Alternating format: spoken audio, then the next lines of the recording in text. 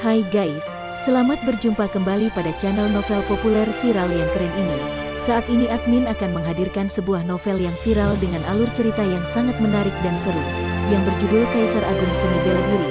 Sebelum mengikuti keseruan ceritanya, mohon bantuan kalian untuk subscribe, like, dan share video yang ada di channel ini. Selamat menikmati.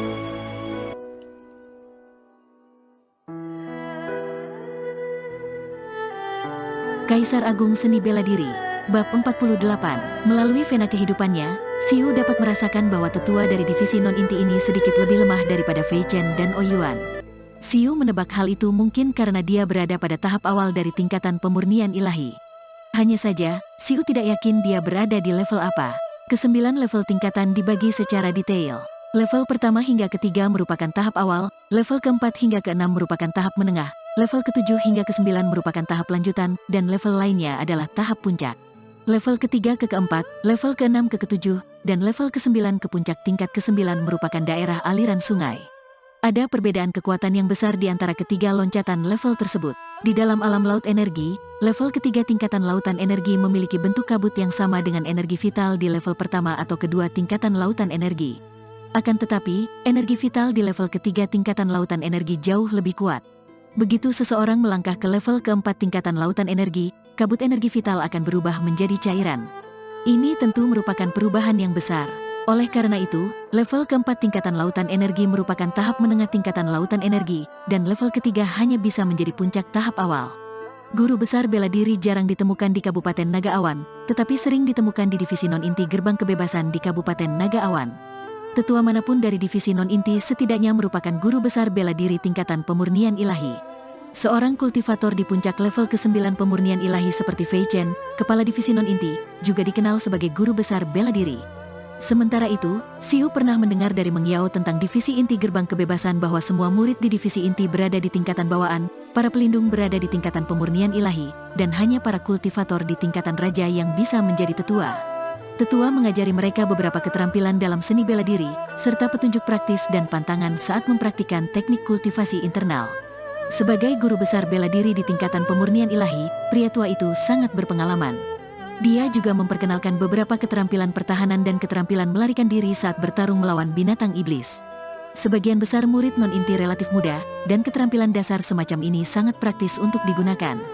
Jika bisa menguasainya, mereka bisa melindungi diri sendiri dengan lebih baik dalam pelatihan di kemudian hari. Selesai mendengarkan ceramah, Meng Yao berencana untuk kembali.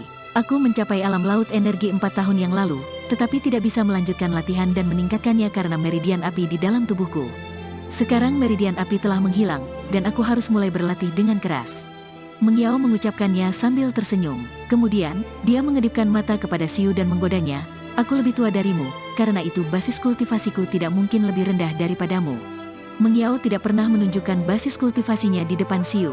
Namun, bagi Xiu yang mampu melihat aura vena kehidupan, dia dapat melihat basis kultivasi Meng Yao dengan jelas. Level kelima tingkatan lautan energi, itulah basis kultivasi Meng Yao. Dia berusia 21 tahun sekarang. Menurut ketentuan Gerbang Kebebasan, jika dia tidak bisa mencapai tingkatan bawaan sebelum berusia 25 tahun, dia tidak akan pernah memiliki kesempatan untuk memasuki divisi inti dan mengembangkan seni bela diri ke tingkat yang lebih tinggi.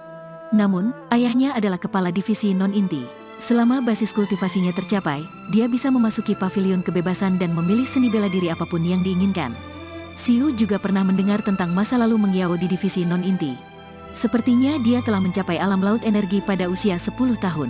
Pada usia 13 tahun, dia mencapai level ke-7 tingkatan lautan energi, dan kemudian mencapai level ke-9 pada usia 18 tahun. Dia layak disebut sebagai jenius dengan kecepatan kultivasi seperti itu. Akan tetapi, meridian api telah menyebabkan kemampuan Meng Yao menurun. Alih-alih meningkat, basis kultivasinya telah mengalami kemunduran hingga ke level kedua tingkatan lautan energi. Untuk beberapa alasan, dia pernah meninggalkan Kabupaten Naga Awan dan tinggal di Balai Seni Bela Diri Qingyun selama 4 tahun. Meng Yao tidak pernah mengatakan alasan tersebut, dan Xiu tidak pernah menanyakannya. Selama perjalanan kembali, dua pemuda menghentikan Xiu. Mereka terlihat berusia 20-an dan tidak menunjukkan sikap ramah. Apakah kamu Xiu, orang dengan peringkat pertama dalam ujian masuk? Seorang pemuda berbaju hitam bertanya dengan sopan, tetapi nada bicaranya penuh dengan penghinaan dan provokasi.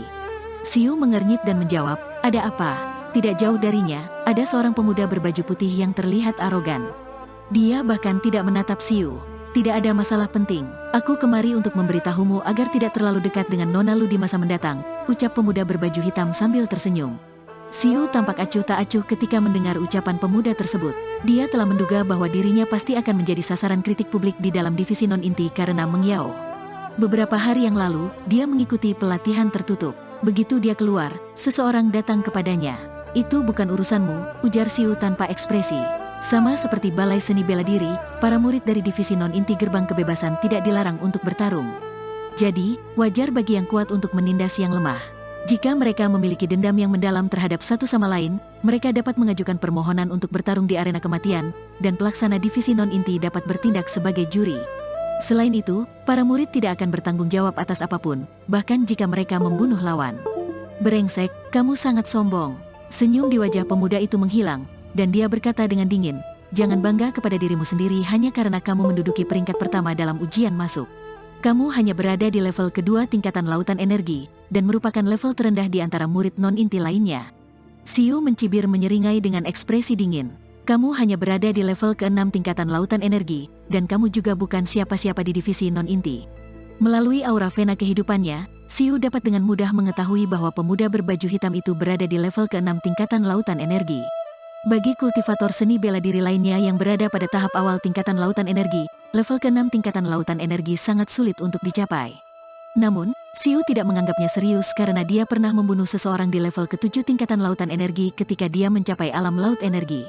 Selain itu, basis kultivasi Xiu telah ditingkatkan ke level ketiga tingkatan lautan energi saat ini. Tidak hanya itu, kemampuan seni bela diri serta keterampilan gerakannya juga telah meningkat pesat. Dengan demikian, tentu saja dia tidak peduli dengan seseorang yang berada di level ke-6 tingkatan lautan energi. Apakah kamu sedang mencari mati? Pemuda berbaju hitam itu tampak muram. Kamu baru berada di level kedua tingkatan lautan energi, tetapi berani sekali kamu meremehkanku. Percayakah kamu bahwa aku dapat mengalahkanmu dengan mudah? Jiang Dongqing, hentikan omong kosongnya. Mari kita bicarakan lagi setelah kamu melumpuhkannya, ujar pemuda berbaju putih. Tenang saja, Tuan Lin. Saya akan melakukannya sekarang juga. Pemuda berbaju hitam itu menjawab sambil tersenyum. Sementara itu, pemuda berbaju putih yang dikenal sebagai Tuan Lin mengangguk puas. Tinju guntur, dalam sekejap mata, pemuda berbaju hitam bernama Jiang Dongqing meluncurkan serangan, dan sebuah aura ledakan yang kuat meletus dari tubuhnya. Teknik yang dikerahkan oleh Dongqing adalah teknik tinju level kelima. Energi vitalnya tampak mengembun dan membentuk busur petir, dan udara mengeluarkan bunyi retakan. Pergilah, tangan Xiu bergerak dalam sekejap. Kemampuan khusus ilmu pedang kecepatan membuatnya bergerak dengan sangat cepat. Sebuah tamparan keras tiba-tiba terdengar. Meskipun Dongqing masih dalam posisi meninju, wajahnya telah ditampar oleh Xiu.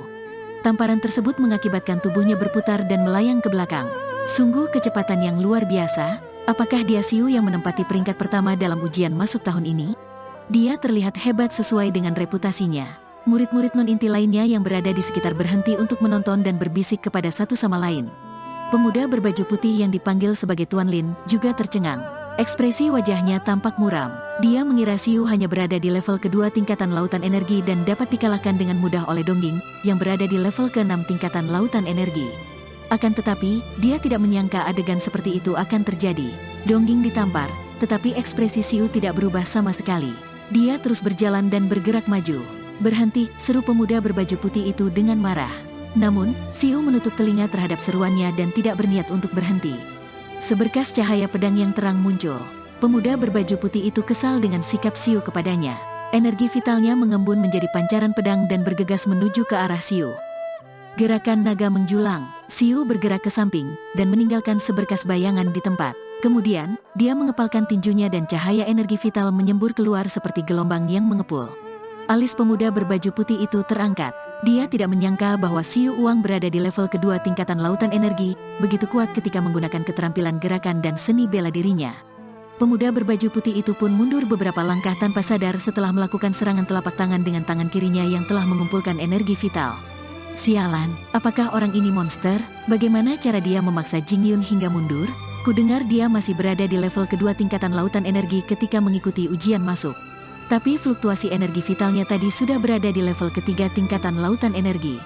Meski demikian, dia tidak mungkin begitu kuat kan?